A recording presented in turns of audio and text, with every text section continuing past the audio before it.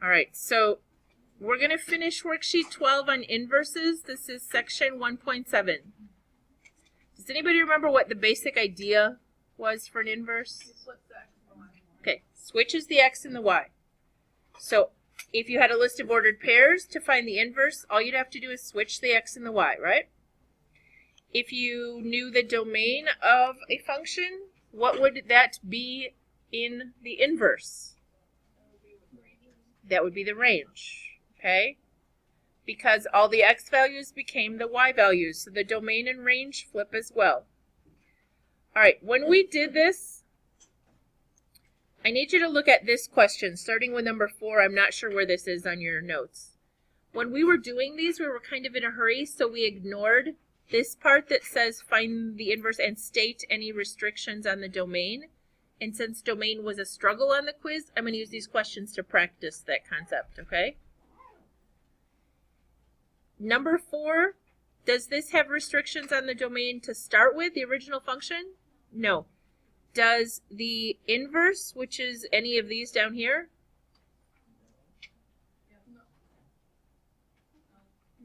No, because there's no x in a denominator, right? These are all lines as well. So the domain is just all real numbers.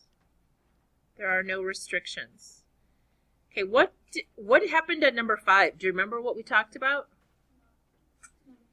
It is a function, but the inverse would not be a function because it fails the horizontal line test, which means it is not what is called a one-to-one function.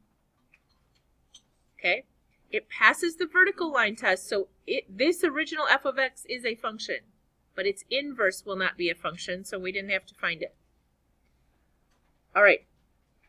Number 6, the original function had a restriction. Whenever there is a whenever there is an x in the denominator, you have to say this cannot equal 0. So we got x cannot equal 2. In interval notation, that means everything up to 2, but soft bracket, and then everything from 2 on up. So this only has a hole, which is really an asymptote on the graph, but the domain is missing only the number 2. Anytime you have an x in the denominator, you have to set that denominator equal to 0 and exclude that value. We would normally just write x cannot equal 2, but on the quiz it said you had to write an interval notation. All right, then we found the inverse, and it had an x in the denominator, so we had x cannot equal 0. Everybody okay with where we got that restriction? If we had written that one in interval notation, it would have been crazy long like that. All right, what about number 7? X cubed plus 4. Restriction? No. Okay. What about the inverse? It has a radical, so that's a hint sometimes for some of us that there should be a restriction. But this is a cube root. Can you take the cube root of any kind of number? Positive, negative? Yes. Okay. Let's look at the graph just to think about this for a minute. Now, oh, it's right here. Look at this. Pretty graph over here. The blue was the original function. Okay. The cube root function goes this way. It's the red. Is there a place where it has a hole or an asymptote or it ends? No. This also had a domain of all real numbers. All right.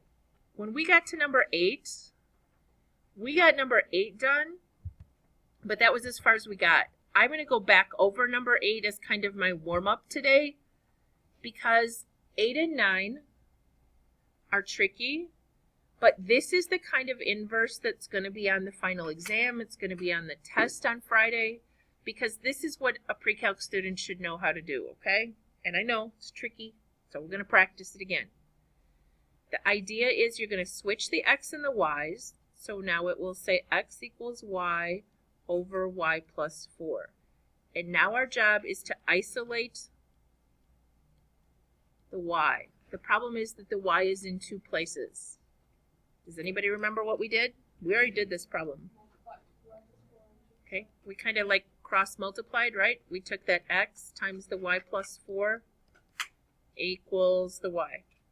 Now y is definitely not isolated, it's still in two places. Okay, we distributed, right?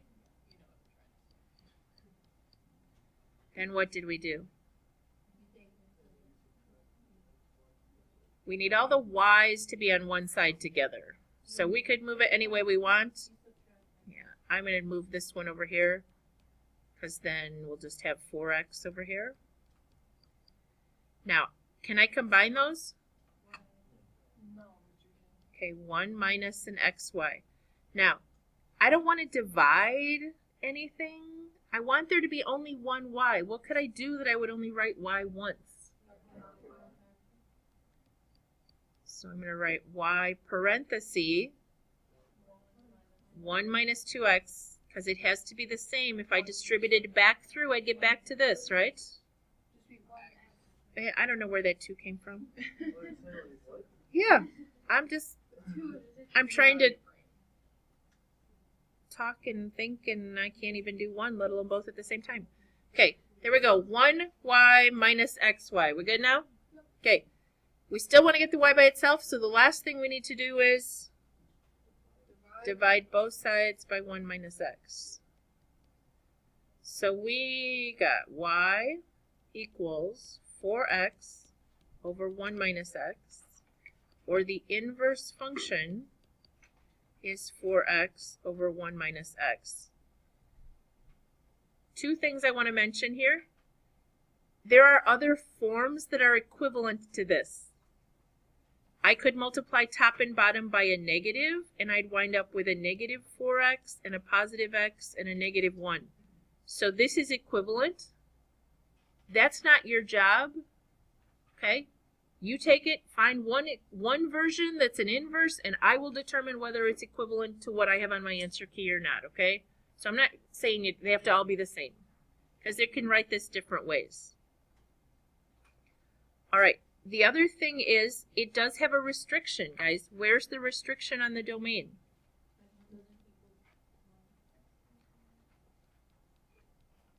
So x can't be 1. So if I was being all fancy schmancy, I would say something like this. Everybody all right? All right. We didn't do number 9 yet? Okay, we did? Oh, we did it on another sheet or something? Another page? It's probably even already on here. I want to do number 9 again anyway. So, or does somebody want to come up and do number 9? Talk us through it real quick. Yes. Did you have a question?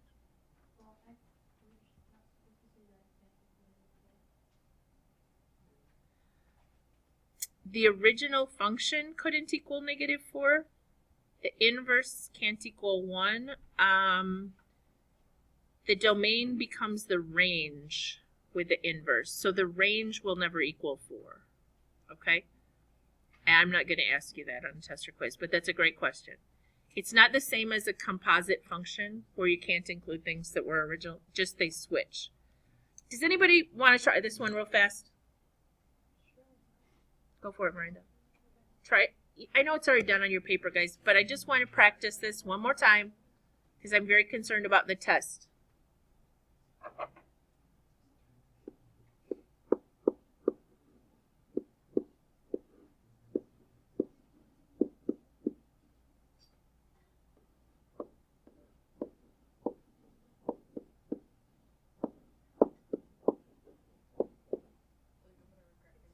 That's okay. You got more room on the side over there.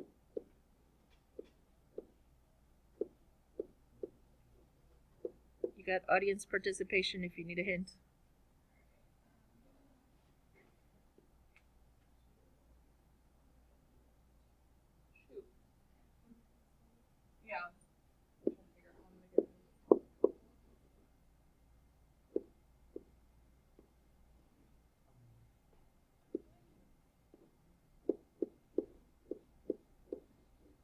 Okay, so first of all, she added the 1 to the left. But she needs to make all the y's go on the other side. Tyce, are you with us?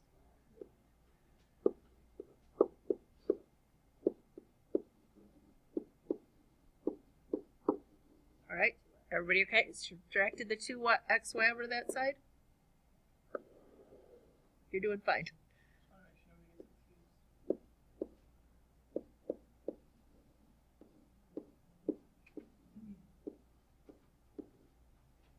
Let me get this guy out of there for you. Okay.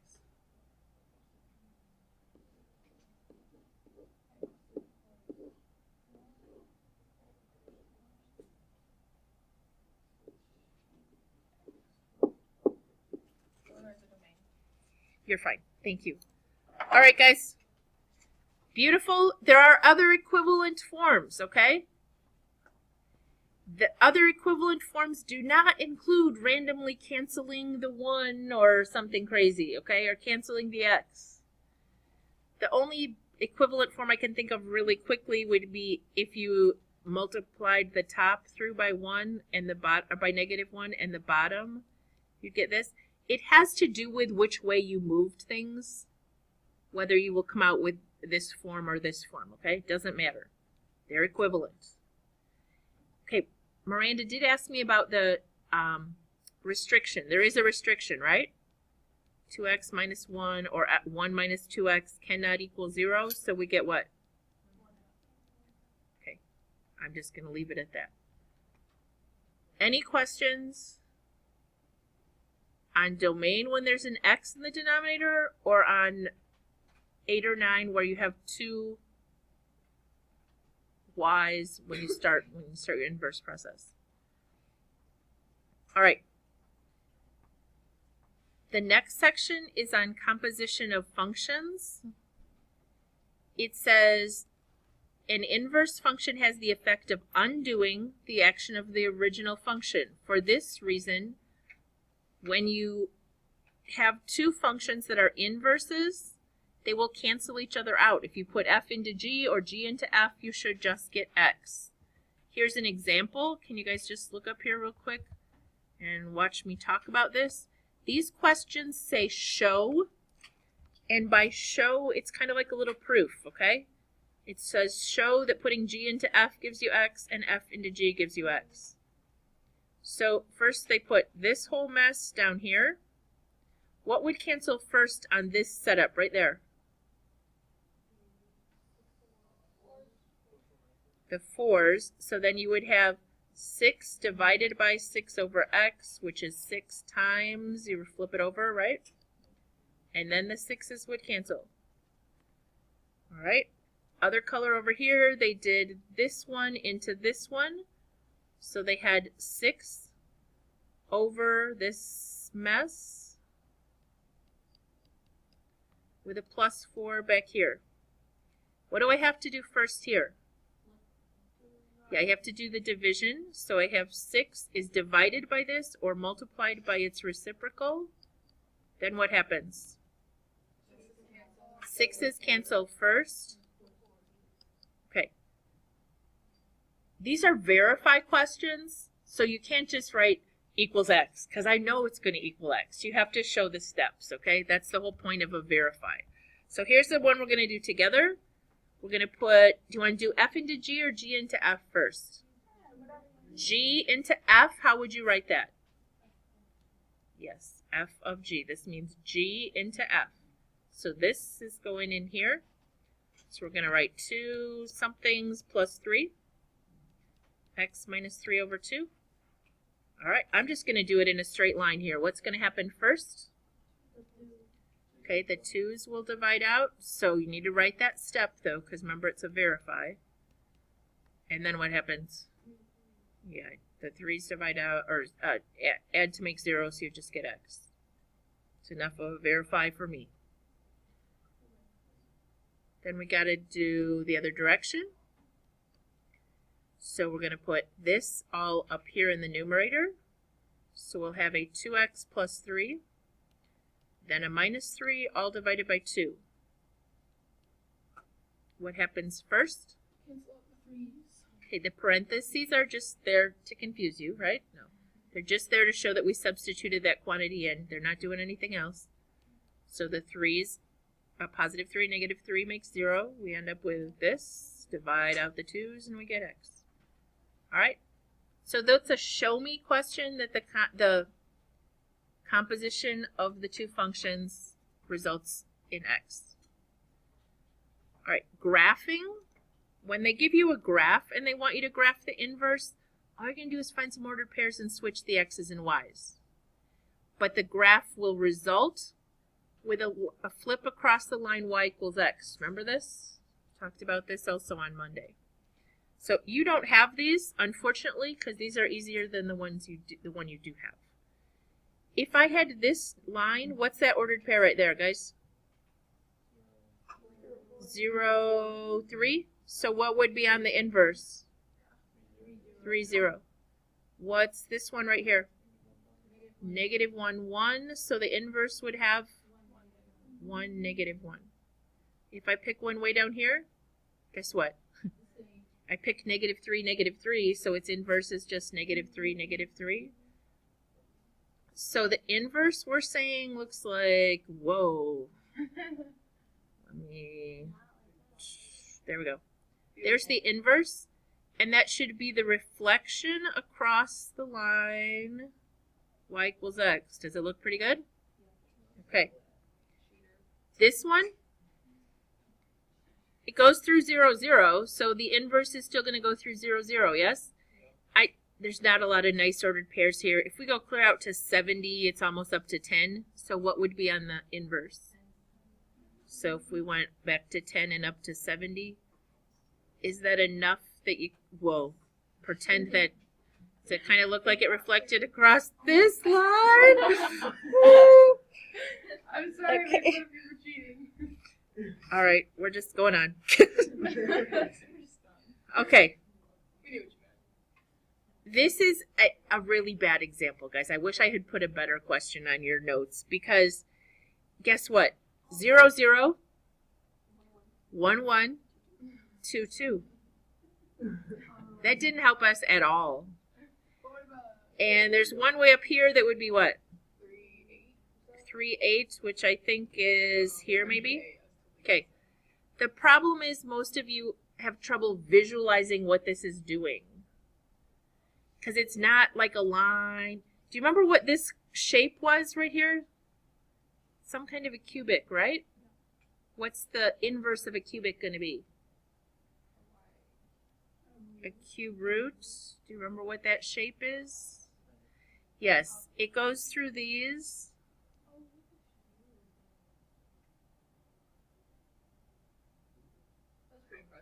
Okay. I didn't do a very good job, but it should reflect across this line. You'd have to do some more ordered pairs for most of you to be able to figure out what that looked like.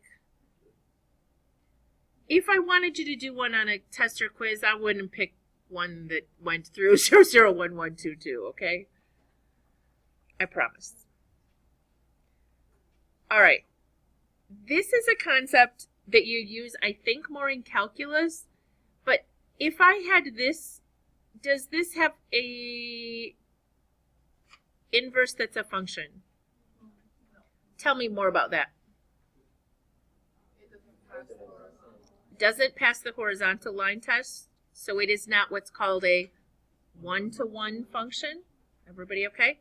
This is a function, but its inverse will not be a function. So the question says, how could you restrict the domain so that it had an inverse that was a function? In other words, what could I cut off? Yeah, I could cut off and say the domain I want is only 0 to infinity. I suppose I could even say negative infinity to 0, right? So there's more than one. It says, how could you restrict? So there's more than one possible answer, okay? This is probably what I would have done. I would have said, well, let's just talk about this. And then it would have an inverse, right? The inverse would look like this. So it asks, how could you restrict the domain? Let me do one more really quick example because there's some of these on your homework. If you had went to -2 to 2 Oh, let's do half of an ellipse, and it went up to 4 here. So it looked like this. How could you restrict the domain? Well, if you want to cut this off, what is the domain now? It's x values, right? So the domain is just 0 to 2. You see what I'm talking about? The range would be 0 to 4, right? Okay. So the inverse would actually go like this, because the 2, 0 would go to 0, 2, and so on. Okay. I'm not going to do this question. I want to spend time on this. Too much time. There's questions like this on your homework, though. Read the top, even the first sentence. Somebody read this out loud for us. The formula f of x equals 9/5 x plus 32 is used to convert x degrees Celsius to degrees Fahrenheit. Okay, so that formula is to get from Celsius to Fahrenheit. What would the inverse do, guys? The inverse would convert Fahrenheit to Celsius, okay? That's all I want you to think about when you see those kind of questions. This is a question right off the homework. So if you want to write it down, it's up to you. Number 44 is assigned. It says Jamie sells shoes at a department store after school. Her base salary was each week is $140 and she earns 10% commission. Now, they were even nice and wrote that for you, but she earns $140 plus 10% of her sales, okay? So right now, f of x is the amount of money she makes total, and x is the amount of shoes she sells. It says explain why the inverse exists. What would the inverse be telling us?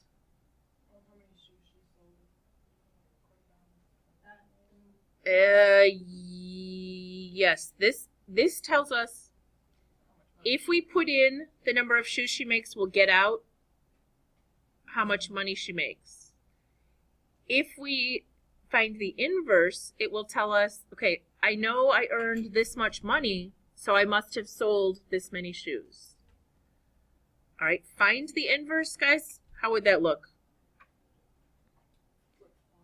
Yeah, so this would be x equals 140 plus 0.1 y, and they would subtract 140 and divide by 0.1. I'm going to leave it like that. I'm not even going to mess with it, okay? You would subtract and divide. It says explain why the inverse exists. Well, it's linear. You're just calculating the other way. What do the inverse function and f now represent? So this is the inverse function equals x minus 140 divided by 0.1. But what does that mean? What does this notation mean now? F of x was the total money earned, but when we flip-flop them, it becomes, yeah, this is the dollars of shoes sold. And when it said what do x now represents what? Yeah, her total earned, her total check. So if she knew she brought home a check for $500, she'd subtract 140, divide by 0.1, and figure out how many shoes she sold. What restriction should be placed on the domain and ranges? This has to do with, what do we call it? It's restriction on domain based on the relevant domain. That's what it is. I'm like, I can't remember that word. Relevant domain. She can't sell negative shoes and she can't bring home negative money. She could sell 0 though, right? So the domains would just be, can't have negative sales. All right, last question. What were her total sales if she earned $220? Where do we want to put that in? Here, so we do 220 minus 140. What is that, guys? 80 divided by 0.1. Anybody know what that's going to be? $800 in shoes. That's a cheap pair of Jimmy shoes, right? Those fancy shoes. Or the new Air Jordans or some crazy business. Yeah, I wouldn't even, my foot would fall off if it was in an $800 shoe. All right, this is a test question that's very similar. So if you want to take a snap of this slide, you're welcome to. But it says Bob saves 5% of his check every week plus $200. So $20, sorry. So if X is the amount of his check, the original function Y would be 5% of his check plus $20 goes into his savings, right? Write a function for the amount he earns based on his savings. What is that asking you to do? Write the inverse. So X equals 0.05Y plus 20 would look like what?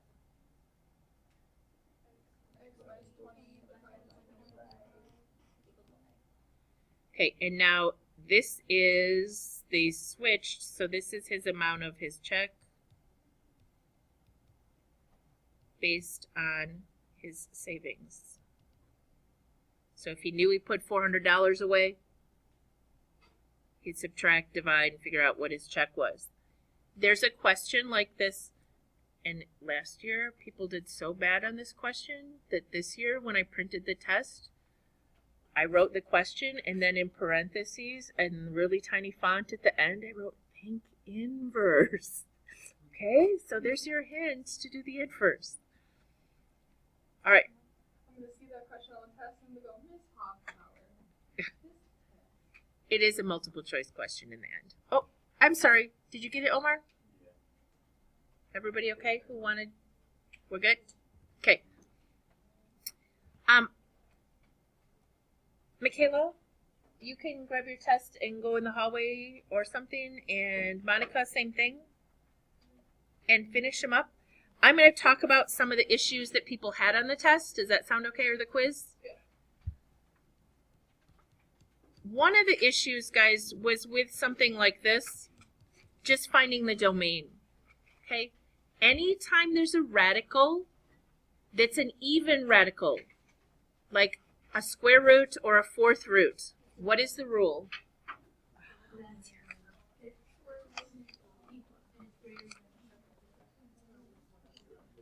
I haven't lost it. I'm just saying it's here somewhere.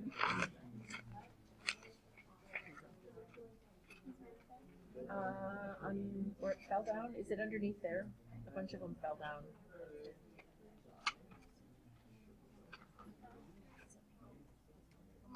Okay. And just do what you can get done in the 15 minutes that are left and then finish it tomorrow. All right, guys, what's the restriction here? When you have a radical, what's underneath there? Yes. It's a different kind of restriction. It's not cannot equal. It has to be positive, greater than or equal to 0. So then you write this. All right. If you have this, and it says to do, I don't think I even want to answer that. Well, here, what if it said to find this? I'll make that an M. G of 4M, what would that mean to do up here?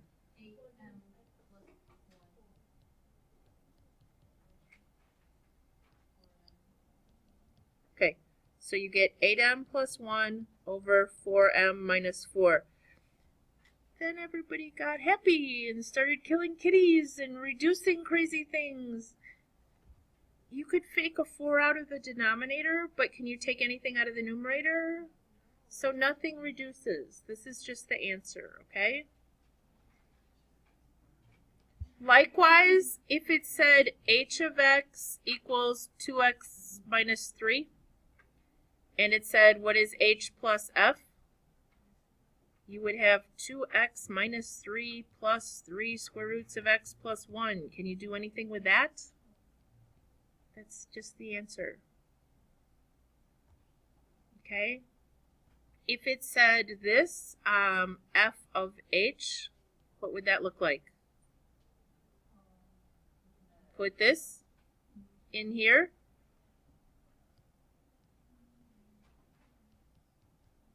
What's the only thing you can do there?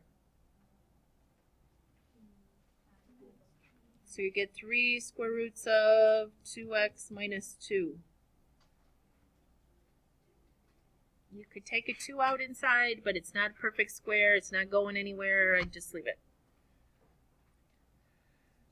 What else can I talk more about, Taisir?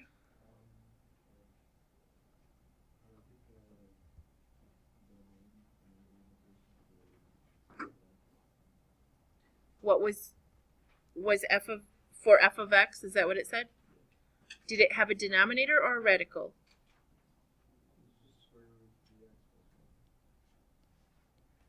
Like this? Okay.